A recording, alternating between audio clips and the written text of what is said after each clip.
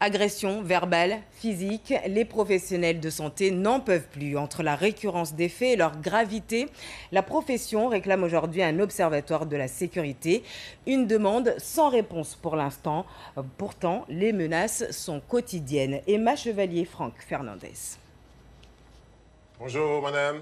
À l'accueil des urgences de Cayenne, Roby subit au quotidien des agressions verbales et parfois physiques. En mars dernier, un patient s'est montré particulièrement agressif. Et vous voyez cette vitre-là? Il y avait, une barre à l'intérieur qui était fixée sur le sol. Et il a arraché cette barre et a brisé cette vitre-là. Cette urgentiste souhaite témoigner anonymement.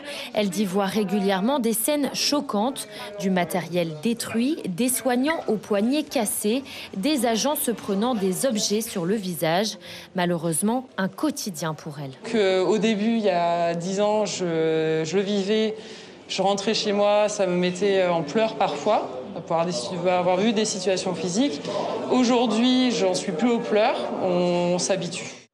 Selon elle, l'une des explications serait le temps d'attente et les frustrations générées par le manque de moyens. Aux urgences de Cayenne, il faut en moyenne 6 heures avant d'être prise en charge. Pour le référent sécurité des personnels soignants, la Guyane n'est pas isolée du contexte sud-américain. En même temps, ces agressions, c'est-à-dire de plus en plus, ça parce que le désert médical s'aggrave d'une année à l'autre, surtout avec le départ à retraite de l'ancienne génération.